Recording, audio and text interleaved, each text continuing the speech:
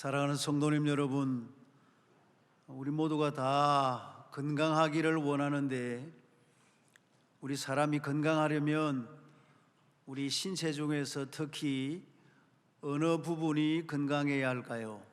그것은 다리입니다. 사람의 다리. 자동차 엔진이 고장나면 자동차가 굴러갈 수 없듯이 우리의 다리가 고장이 나면 우리는 건강하게 살아갈 수가 없습니다. 사람이 늙으면서 가장 걱정해야 되는 것은 머리카락이 휘어지는 것이나 피부가 늘어지는 것이나 주름이 잡히는 것이 아니라 다리와 무릎이 불편하여 거동이 어려워지는 것을 제일 걱정해야 합니다. 이 사람의 근육의 절반이 다리에 있고 일생 동안 소모되는 에너지의 70%를 이 다리에서 소모하기 때문입니다. 옛말에도 이런 말이 있습니다. 수노근 선고, 인노퇴 선쇠. 수노근, 나무는 뿌리가 널른데 선고, 먼저 말라서 늙고, 인노퇴, 사람은 퇴, 다리가 늙는데 선쇠, 먼저 쇠하여 늙는다. 여러분, 나무는 뿌리가 먼저 말라서 늙고 사람은 다리가 먼저 쇠하여 늙는다 하는 말입니다. 건강의 비결은 무슨 산삼이나 녹용이나 비싼 보약에 있는 것이 아니라 다리가 튼튼해야 병 없이 건강하게 오래 사실 수가 있는 것입니다. 이처럼 우리 사람은 무엇보다도 다리가 건강해야 하는데 이 다리를 건강하게 하는 방법이 무엇인가? 그것은 바로 걷는 것입니다. 일본의 내과 의사이신 나가오 가즈히로라는 이 박사님이 병의 90%는 걷기만 해도 낫는다라는 책을 기록하셨는데, 날마다 사람이 10,000보를 걸으면 얼마나 유익한지를 의학적으로 설명한 책입니다.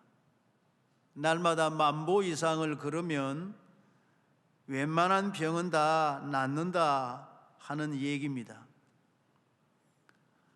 연세가 드실수록 제일 걱정하는 것이 치매인데, 이 치매를 예방하는 좋은 방법도 걷는 데 있습니다.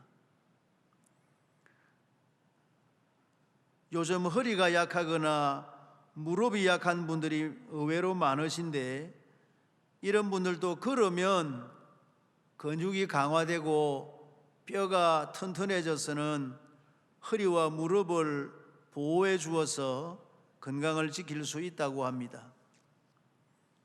그래서 이런 말이 있습니다. 누우면 죽고 걸으면 산다. 그렇습니다, 여러분. 누우면 죽고 걸으면 삽니다.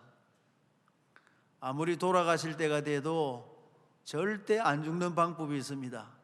계속 걸으시면 됩니다. 그런데 누우시면 이제 세상을 떠나게 되는 것이죠. 이렇게 말씀드리면 이런 말을 하시는 분이 계실 것입니다. 걸을 시간이 없어요. 걸을 시간이 없는 분은 아플 시간이 찾아오는 것입니다. 이런 말을 하시는 분이 계실 것입니다. 걸을 힘이 없어요. 처음에는 걸을 힘이 없을지 모르지만 조금만 걸으시면 잠들고 있는 에너지가 분출되어져서는 그러면 걸을수록 힘이 솟구쳐 나게 되는 것입니다. 그러므로 사랑하는 성도님 여러분, 우리가 늘 소망하는 것이 건강인데 우리가 우리의 건강을 위해서 땅 위에서 날마다 해야 되는 것은 걸어야 된다 하는 거예요. 그런데 우리의 육신을 위해서도 걸어야 되지만 우리의 영혼을 위해서도 우리는 걸어야 합니다. 우리가 즐겨 부르는 찬송가의 가사와 같이 주와 같이 길 가는 것 즐거운 일 아닌가? 한 걸음 한 걸음 주님과 함께 걸어가자는 찬송도 있습니다. 오늘 본문에 보면 한 이상한 사건이 기록되어 있습니다. 그것은 사람이 물 위를 걸었다 하는 내용입니다. 여러분, 사람이 어떻게 물 위를 걸어갈 수가 있습니까? 이런 이해할 수 없는, 말도 되지 않는 이런 사건을 성경의 기록에 놓아도 되는 것입니까? 근데 놀라운 것은 분명히 물 위를 걸은 사람이 있었습니다. 정말로 물을 밟고 파도를 넘어서 물 위로 걸어간 사람이 오늘 본문에 기록되어 있는데, 그 기적의 사람은 다름 아닌 예수님의 수제자 베드로였습니다. 오늘 본문 29절에 베드로가 배에서 내려 물 위로 걸어서 예수께로 가되, 정말 이것은 매스컴의 대서특필감 아닙니까? 세계를 깜짝 놀라게 할 뉴스거리 아닙니까? 그리고 만일 베드로가, 우리와 성령이 같은 베드로가 물 위를 걸어갔다면 우리도 물 위를 걸어갈 수가 있지 않겠습니까? 그러므로 사랑하는 성도님 여러분, 원하옵는 것은 오늘 이 설교를 잘 들으시고 우리도 똑같이 물 위를 걸어가시는 기적을 체험하게 되시기를 주님의 이름으로 축원합니다. 하루는 예수님께서 갈릴리 바닷가에 어느 들판에서 종일토록 말씀을 전하셨습니다. 저녁이 되니까 군중들이 이제 시장하게 되고 피곤에 지쳐서 돌아갈 힘이 없었습니다. 예수님께서는 그들을 그냥 돌려보내지 아니하시고 이들을 먹여서 보내야 되겠다 작정하시고는 유명한 오병이어의 기적을 행하신 것입니다. 물고기에 보리떡 5개와 물고기 2마리를 가지고 남자 장정만 5,000명을 먹인 놀라운 이적을 행하신 것입니다. 그 이적을 행하고 나니까 백성들이 웅성거리기를 시작했습니다. 요한복음 6장에 보면 그들이 예수님께 요구를 했는데, 우리의 임금이 되어 주십시오, 우리의 왕이 되어 주십시오 하고는 예수님께 소리를 질렀습니다. 요한복음 6장 15절에 예수께서 그들이 와서 자기를 억지로 붙들어 임금으로 삼으려는 줄을 아시고 억지로라도 예수님을 임금님으로 삼으려고 했다는 것입니다. 왜? 예수님이 왕이 되시면 자기들은 먹고 살 일은 걱정이 없으니까요. 그러자 예수님은 그곳에 더 머무르지 아니하시고 제자들을 재촉해서는 제자들에게 저 바다 건너편, 갈릴리 바다 건너편으로 가게 하시고 예수님 자신은 산에 올라가셔서 기도를 하셨습니다.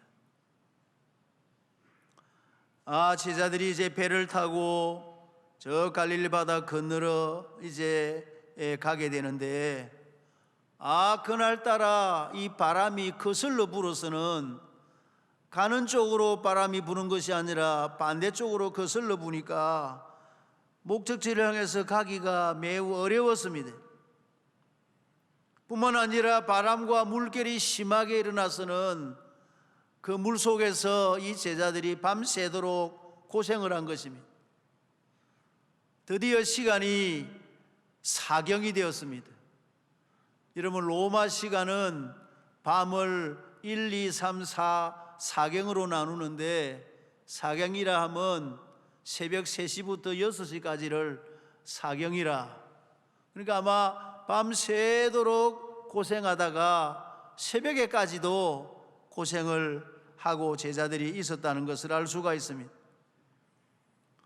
산에서 기도를 마친 예수님께서 이제 내려오셔서 제자들이 있는 바다 중앙으로 가시는데, 바다 위를 걸어서, 이 물 위를 걸어서 제자들 가까이에 오시게 된 것입니다.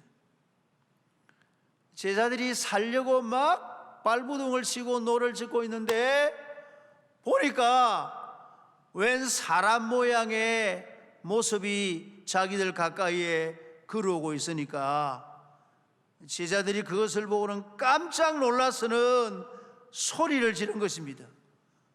유령이다, 유령이다 하고 소리를 질렀습니다. 완전히 겁에 질려 떨고 있는 그들을 향해서 예수님께서 인자한 음성으로 말씀하셨습니다. 안심하라, 나니 두려워하지 말라. 들어보니까 많이 듣던 음성이거든요. 예수님 음성이거든요. 그러니까 베드로가 갑자기 용기를 내어서 말을 했습니다. 주여, 만일 주님이시거든 나를 명하사 물 위로 오라 하소서. 야, 역시 베드로는 베드로입니다. 아무도 겁에 질려서 말하지 못하고 있는 그 상황에서 이 베드로는 담대하게 말을 했습니다. 만일 주님이시라면 저를 물 위로 오라고 말씀해 주십시오. 성도님 여러분, 예수님께서 물 위로 걸어가시는 것은 전혀 이상할 것이 없습니다. 왜냐하면 예수님은 능력의 주님이시기 때문에. 그러나 베드로는 그렇지 않습니다. 그런데 그가 물 위를 걸었다 하는 이 사건은 보통의 사건이 아니며 기적 중에 기적인 것입니다. 그런데 놀라운 것은 정말로 베드로가 물 위를 걸었다 하는 사실입니다. 우리 성도님도 이 사실을 믿으시면 아멘 하십시다. 그렇습니다. 성도님 여러분이요, 이 아침에 분명히 말씀드리는 것은 우리도 물 위를 걸을 수 있다 하는 거예요. 우리도 이런 기적을 체험할 수 있다는 것입니다. 베드로가 걸었는데 왜 우리는 그럴 수 없다는 말입니까? 자, 그러면 베드로는 어떻게 해서 물 위를 걸어갔는가? 우리는 어떻게 하면 물 위를 걸을 수 있는가 하는 것입니다. 첫째는, 우리가 물 위를 걸어갈 수 있는 방법 첫째는 예수님의 말씀에 무조건 순종해야 한다 하는 말씀입니다. 예수님 말씀에, 예수님께서 이해가 되는 말씀이든 아니든 간에 예수님 말씀에 그냥 무조건 순종할 때 이 기적이 일어나는 것입니다. 예수님께서 베드로에게 말씀을 했습니다. 오늘 29절에 오라 하시니까 베드로가 전혀 그런 경험도 없지만은 예수님께서 오라고 하시니까 무조건 순종을 한 거예요. 29절에 베드로가 배에서 내려 물 위로 걸어서 예수께로 가되, 예수님 말씀에 순종을 하니까 놀라운 이적이 일어난 것입니다. 물 위를 당당하게 걸어갔다 하는 것입니다. 할렐루야. 어떻게 이것이 가능한 일인가? 여러분, 우리 예수님의 말씀은 우리의 말과는 다릅니다. 우리 예수님의 말씀은 전능하신 말씀이며 예수님 말씀은 능력의 말씀이기 때문입니다. 예수님은 천지 만물을 창조하실 때 말씀으로 이 모든 이 아름다운 우주와 만물을 창조하신 전능하신 말씀을 가진 주님이십니다. 오병이어의 이적을 일으킨 말씀이고 죽은 자를 살리시는 능력의 말씀을 가진 분이 우리 예수님이시기 때문에 우리 예수님의 말씀을 그냥 그대로 순종하기만 하면 이런 위대한 능력이 나타나게 된다 하는 것입니다. 여러분, 그 배에는 베드로 외에도 11명의 다른 제자들이 타고 있었습니다. 많은 물속에 뛰어든 사람은 베드로 한 사람밖에는 없었습니다. 왜 다른 제자들은 물속에 뛰어들지 않았을까? 우리가 여러 가지로 상상해 볼 수 있습니다만은 제자들 중에 의심이 많은 도마는 예수님 말씀을 의심했는지 모릅니다. 야, 물속에 뛰어든다고 해서 우리가 그럴 수 있나? 뛰어들었다가 도로 물속에 빠질까 아이가 이거? 저 예수님이 예수님 맞나? 유령인가? 아마 의심하는 생각을 가진 도마 같은 사람도 있었을는지 모릅니다. 모든 것을 이성적으로 판단하는 제자 빌립은 뭐 그렇게 지나치게 물속에 뛰어내리고 그럴 필요가 있나? 예수님 그냥 조용히 오셔서 배 타면 되지. 너무 믿음이 저렇게 지나치면 안 돼. 너무 저렇게 광신적으로 믿으면 안 돼. 이런 제자도 있을 수 있습니다. 돈꾀를 맡은 가룟 유다는 야, 물에 뛰어내린다고 돈이 생기나 떡이 생기나 아마 별별 생각을 다 할 수가 있다는 거예요.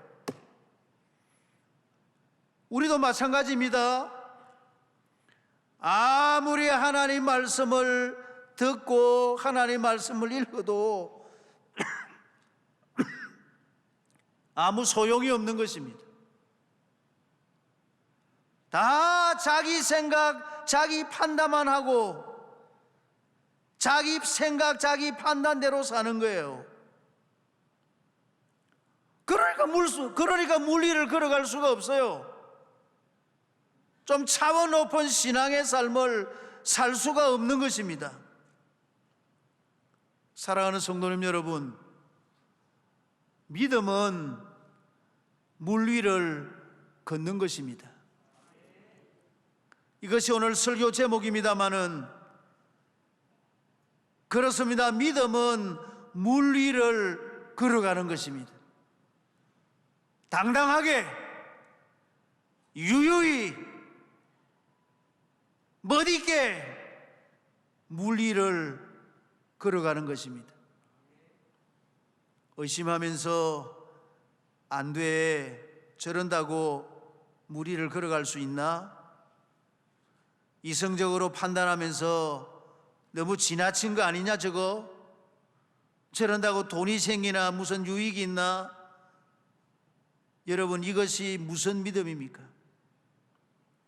믿음이 무엇이냐? 자기의 생각과 자기의 이성과 자기의 경험과 자기의 판단에서 그 배에서 뛰어내려서 그냥 주님을 보고 걸어가는 거예요. 믿음이란 예수님 말씀에 무조건 순종하는 것이 그것이 믿음이라 하는 것입니다. 얼마 전에 우리 교회가 가정예배 본문과 새벽기도 본문을 예레미야서를 했습니다. 예레미야서가 52장으로 되어 있는데 예레미야 선지자가 40년 동안을, 무려 장장 40년 동안을 다섯 왕을 거치면서 유다 백성들에게 회개하고 하나님께로 돌아오라고, 우상 숭배하지 말고 하나님께 돌아오라고 40년 동안을 외쳤지만은 유다 백성들이 듣지 않았습니다.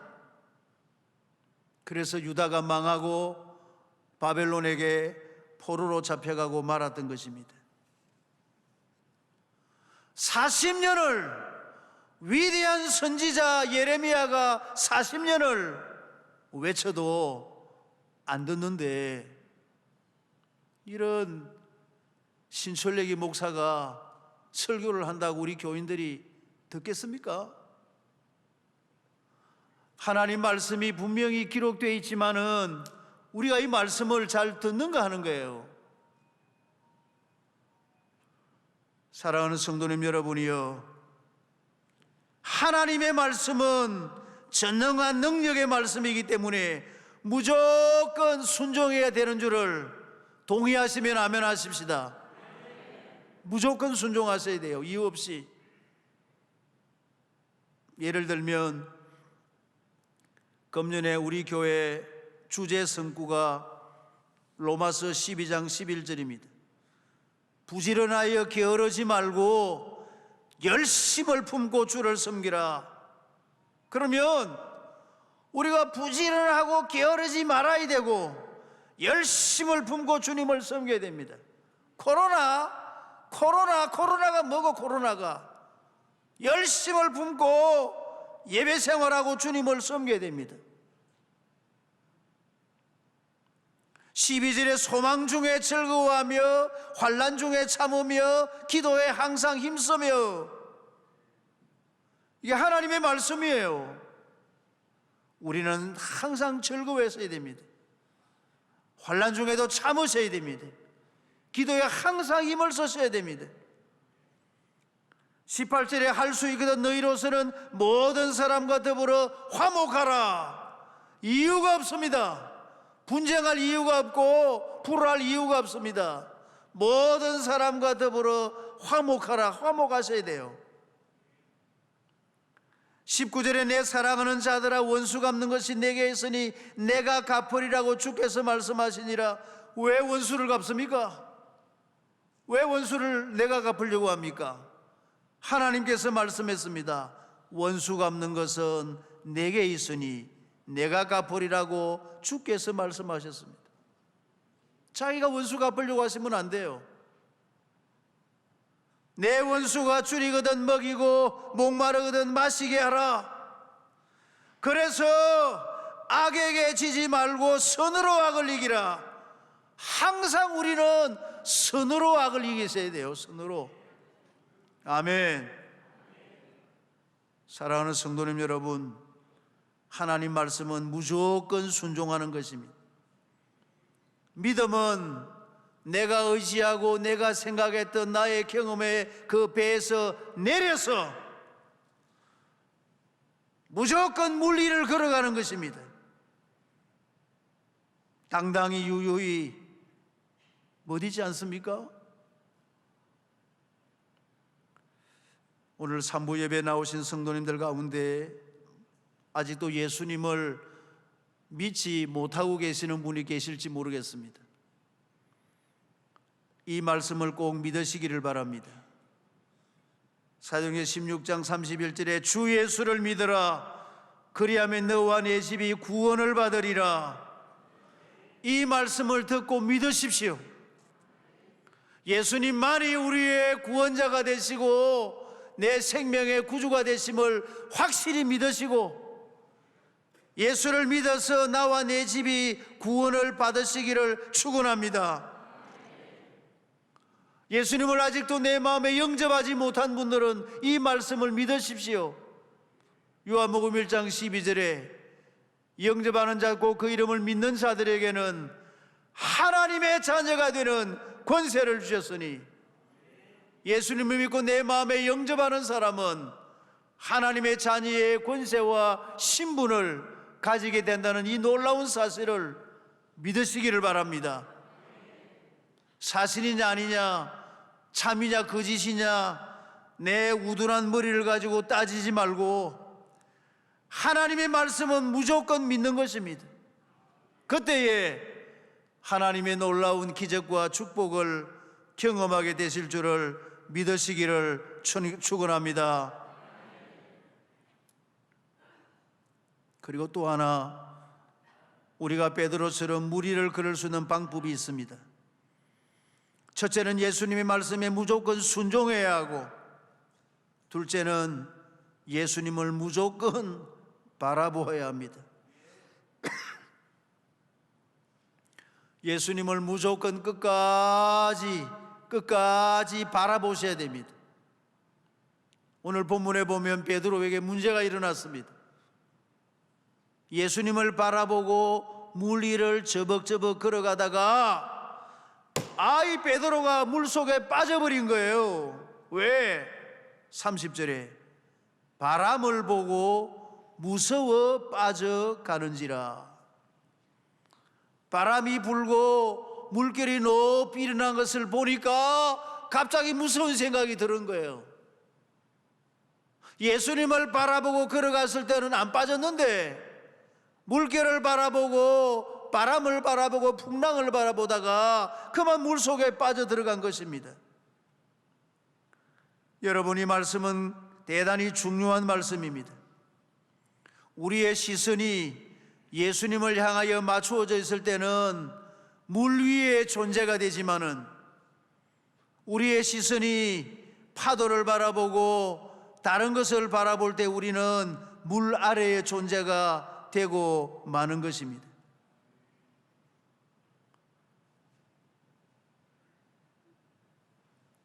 우리가 예배당에 와서 예배를 드리고 오늘도 이제 주님을 바라보고 살아야지, 주님 말씀에 순종하고 살아야지 하고 결심을 하고 이제 예배당 문을 나서는데, 우리가 살아가다 보면 주님의 모습이 보이지 않고 주님을 향하여 시선이 가질 않고 환경이 보이고 물질이 보이고 세상이 보이고 이런 여러 가지 것들이 바라보일 때, 그때 그래서는 실망하고 넘어지고 물에 빠지고 하는 경우가 우리에게 있는 것입니다. 그럴 때 어떻게 해야 되는가?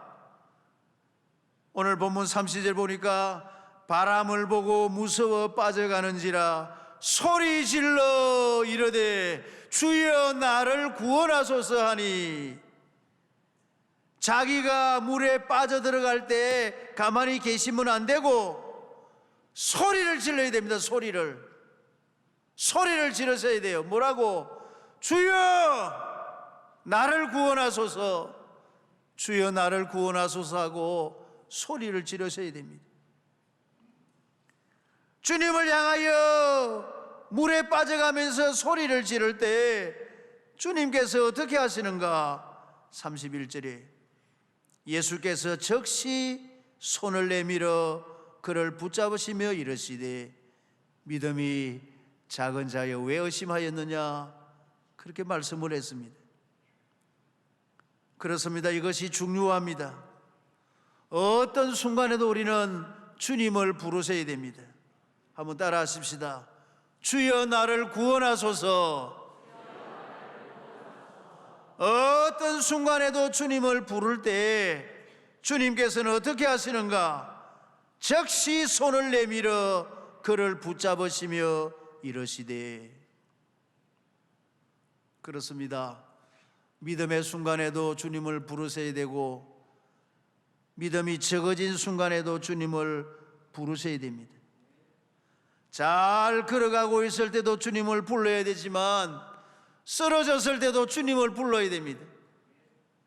성공했을 때도 주님을 불러야 하지만 실패를 경험하는 순간에도 주님을 부르셔야만 하는 것입니다.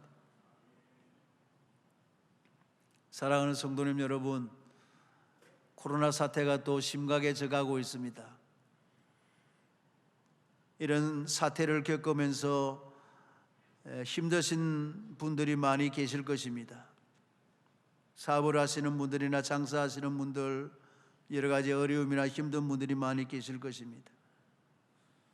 전혀 기대했던 일들의 어려움이 닥쳐왔을 때, 그래서 답답하고 괴로워서 모든 것을 포기하고 싶고 절망하고 싶을 때, 사랑하는 성도님 여러분이여, 힘을 내시기를 바라고 용기를 내시기를 바라고 절대로 포기하지 마시기를 바랍니다. 왜? 베드로처럼 소리를 지르면 되니까요.